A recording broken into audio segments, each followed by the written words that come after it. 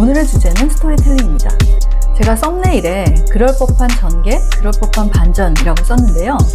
며칠 전에 본 폴 토마스 앤더슨 감독님의 One Battle After Another를 보고 참 절묘하다라는 생각이 들어서 썸네일의 제목으로 만들어 본 것입니다. 그럴 법하다라고 하는 게 저에게는 최상위의 표현이거든요.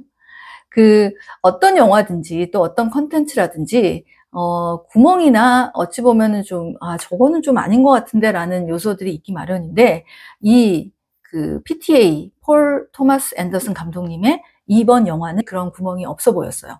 그래서 저한테는 매우 놀라움이었습니다. 사실 이 영화는 매우 자극적인 소재들을 같이 내포하고 있어요. 백인 우월주의, 그 다음에 이민정책, 그리고 끝없이 혁명을 꿈꾸는 반정부주의자들도 있고요.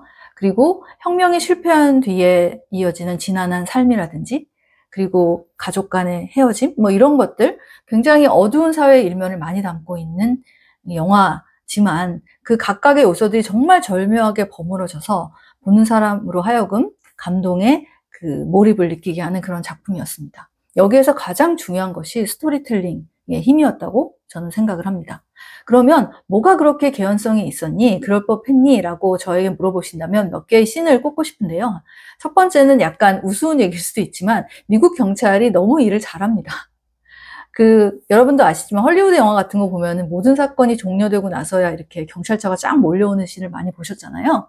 이 영화에서는 그런 자기적인 게 없어요. 미국 경찰은 미국 경찰의 일을 하고, 또 혁명을 원하는 젊은이들은 그들다운 행동을 합니다. 그리고 어떤 매우 개연적인 요소로 인해서 또 실패로 끝나고 그 뒤에 삶이 이어지는 것들이 너무나 자연스러운 거죠. 그리고 그 와중에 아무리 혁명의 세대가 간절했다 하더라도 그 후손 세대, 그 다음 세대는 핸드폰이 더 중요하고요. 그리고 또 제가 좋았던 거는 몇 년 뒤에, 몇 년 전에 사라졌던 주인공이 다시 또 변화된 모습으로 현재에 나타나서 스토리를 해결하지 않는다라는 것이 저는 굉장히 마음에 들었습니다. 왜냐? 그게 현실적이니까요. 그리고 그런 스토리라인의 전개도 자연스럽고 개연성이 있지만 그걸 이어가는 와중에 그 주인공이 하는 액션 씬들이 굉장히 저는 와닿았는데, 예를 들어서 디카프리오라고 하는 주인공이 추격을 피해서 도망가는 그런 씬에서 핸드폰 충전을 하지 못해서 핸드폰 충전기를 끊임없이 콘센트에 이렇게 들이대면서 예를 들어 추격 씬을 피해가는 장면들이 있거든요. 그게 저는 너무 현실적이었고 너무 재밌었어요. 사실 아무리 본인이 이제 쫓기는 몸이라고 해도 몇십 년을 그 긴장 상태로 살 수는 없는 거고, 그리고 저희도 왜 아주 급한 일이 있을 때 하필이면 그때 핸드폰 충전 안 돼 있어서 난감했었던 적이 있지 않습니까? 그런 것들이 굉장히 잘 스며들어져서 있어서 그 전체적인 스토리텔링이 굉장히 꽉 차 있는 그런 느낌을 받았어요.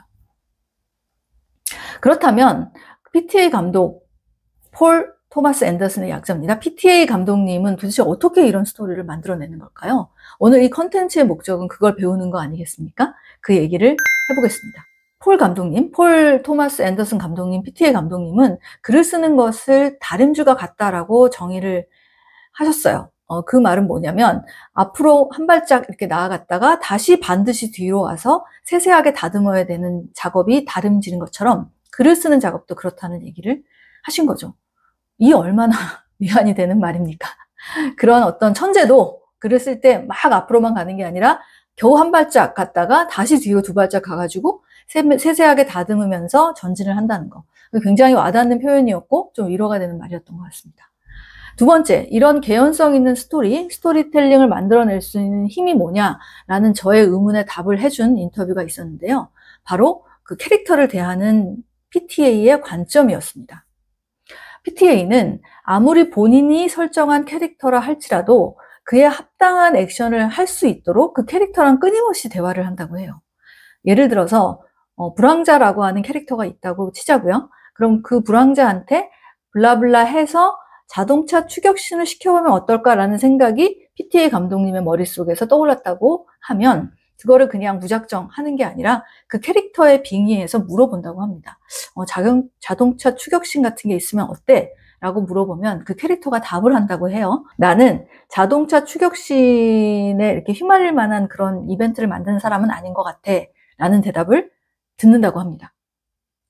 물론 이 모든 것이 PTA의 마인드 속에서 일어난 일이지만 그만큼 본인이 마음대로 할 수 있는 캐릭터를 산정해 놓고도 그거를 그냥 마음 가는 대로 하는 게 아니라 끊임없이 개연성이라는 것을 보면서 그거를 고찰을 하면서 이야기를 전개한다는 것이죠. 그러니 굉장히 자연스러운 스토리라인이 생길 수밖에 없는 겁니다. 내가 그 설정해 놓은 그 캐릭터가 되어서 내가 그 다음 액션은 뭘 할까? 나라면 어떻게 할까를 생각하면서 스토리라인을 쓴다는 거죠. 그리고 또 여기서 중요한 거는 배우와의 연기를 이제 호흡을 하면서 만들어 갈 때도 정말 배우 친화적인 감독으로 굉장히 유명하고 거의 배우와 함께 시나리오를 다시 쓴다고 할 정도의 명성이 있는 감독이라고 합니다. 배우에게 감독의 시나리오를 설명을 해주고 배우 입장에서 그 캐릭터를 몰입이 된 상태이기 때문에 배우는 나는 이렇게 할 것 같아 라고 하는 의견을 많이 개진할 수밖에 없다는 거죠. 그거를 적극적으로 받아들여서 그 다음 스토리를 이어나간다고 합니다. 바로 이게 저희 같은 관객이 봤을 때 저런 개연성 있는 스토리를 만들어내다니 라고 경탄이 나오게 하는 하나의 어떤 장치인 것 같아요. 그래서 PTA 감독님은 본인이 만들어낸 캐릭터 뿐만이 아니라 그거를 연기하는 배우와의 호흡을 통해서 그 배우나 그 캐릭터가 할 법한 개연성을 끊임없이 생각하면서 스토리라인을 연결해 나간다는 거죠. 이거를 저희가 킵 인 마인드 할 필요가 있는 것 같습니다. 마케팅에 한번 적용해 볼까요? 마케터들이 많이 하는 말 중에 고객 친화적이다, 고객한테 핏하다, 고객 입장에서 생각한다 그런 말을 많이 하지만 과연 우리 스스로가 어떤 설정해 놓은 틀 안에서 고객을 계속 해석해 놓고 있지 않았나라는 반성을 좀 해봐야 될 것 같아요. 사실 자기적으로 고객 상황을 설정해 놓는 경우가 많거든요. 커머셜에서도 그렇고 드라마 시리즈에서도 그렇고 영화에서도 그렇고 저거는 현실이 아니야 이렇게 얘기하는 경우가 되게 많지 않습니까? 그리고 어쩔 수 없이 드라마타이즈가 된다 하더라도 그 고객이 살고 있는 삶에 아주 엑기스가 들어가 있느냐라고 생각을 해보면 그렇지 않은 경우도 많은 것 같아요. 거기서 갭이 생기는 것 같습니다. 근래에 저희가 본 컨텐츠 중에서 좀 이런 부분에 근접해 있는 두 개를 꼽으라면 첫 번째는 스위치엔의 문명의 충돌 캠페인인 것 같아요. 정말 젊은 신혼부부가 따로 살다가 한 공간에서 살면서 생기게 되는 그 정말 유쾌한 문화 충돌을 그럴 법하다 라고 만들어낸 그런 캠페인 시리즈고요. 두 번째는 나의 아저씨 같은 드라마 시리즈겠죠.